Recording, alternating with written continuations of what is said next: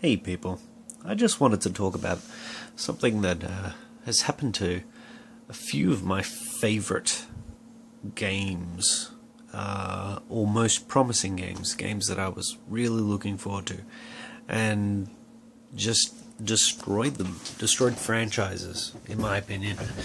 And it's the addition of one rogue element destroying a game, for me, personally. Might not be for you, but for me personally, certain rogue little features that publishers mostly push in, squeeze into the game to try to mainstream it, to try to sell more copies, or to try to experiment with, um, yeah, try to reach bigger markets. Usually that's what happens. And unfortunately, screws the pooch. I can give you three examples, basically. Beyond Two Souls, I realize why the control system is so boring and simplistic. It's because to tailor for the new control scheme that they've implemented, that you can use your smartphone as a controller. To reach the smartphone market. You get an app, Beyond Touch, and you can use it as a controller. It's, and that would be fine if there was like uber simplistic controls for easy mode. Then medium could have been what we had. What the regular controls are, but they've and then there was like harder mode, which is more like Heavy Rain. Unfortunately, they didn't do this, and they made it like across the board that you can do the entire game on your phone, and the controls are so bloody simple. It just ruins it. It ruins the regular game. This is what I'm saying, is that the rogue element, they have to work around that rogue element. It doesn't add to the game, it actually changes the fundamentals. Another game that does this is Mass Effect 3. And the rogue element in Mass Effect 3, it's not the multiplayer. The multiplayer is actually the best thing about Mass Effect 3. And it's not the ending, it's not any of that shit. It is the action mode.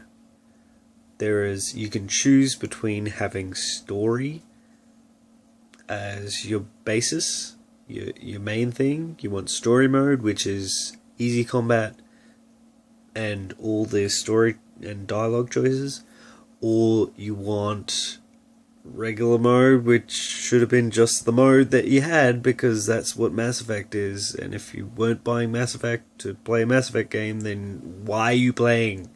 Why? So basically, the story mode is like for noobs, for people, for casual gamers, right? And the regular mode is for regular players like myself. And then there's the, with all the, as much RPG elements as they had, not much, but anyway, the choices. And then there's action mode, and that's for action gamers who play action games without any choices. This is Mass Effect. You always have choices. That's the pull of the game. And so action mode, you can't choose what your character looks like. You can only, it's like the stupidest idea, and it changes. They had to work around the fact that they've added this mode. Again, I blame EA, and it ruins the entire game, because it's action oriented. Because they've got to go, well, what if somebody chose action mode? They want to just go through a game like it's a multiplayer game, but with AI bots.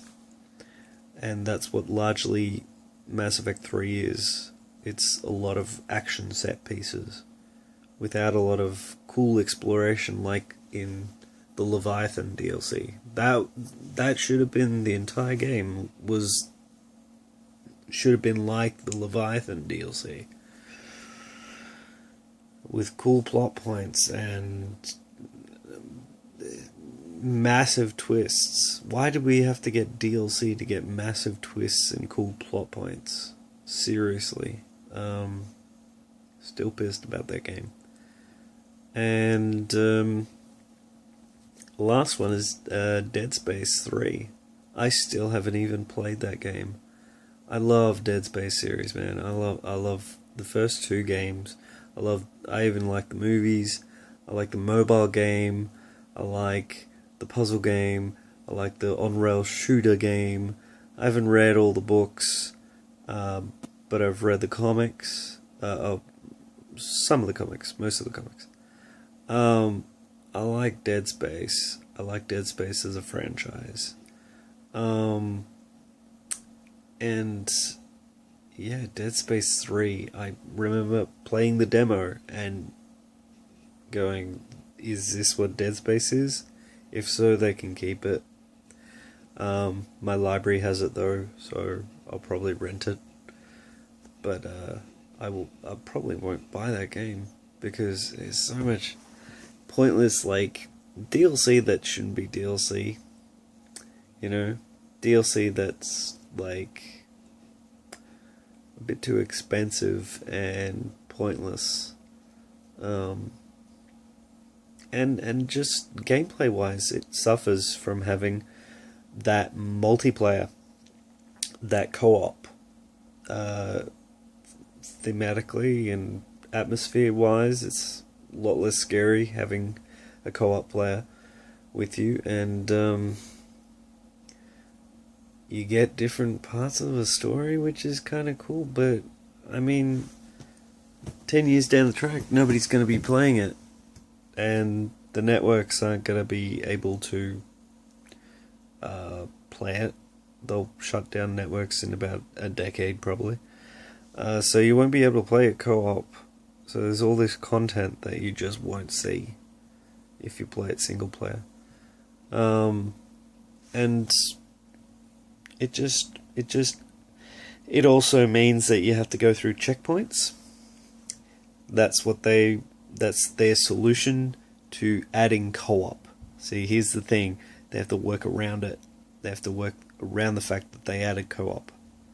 So now they go, okay, well, to make sure they don't stray too far, we're going to do a checkpoint system. And that means that every level is like this small section, so the entire game is designed around the fixing of the new element. The way they fit the new element in is the entire game is changed.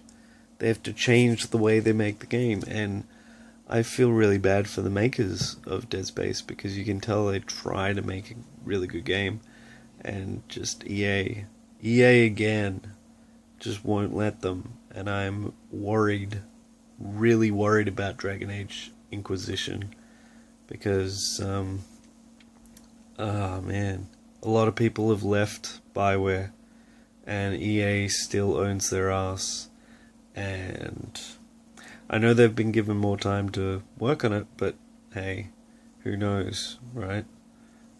Anyway, I've been Top Cat, and next video I'm working on is what I did for Halloween, so stay tuned for that. Bye.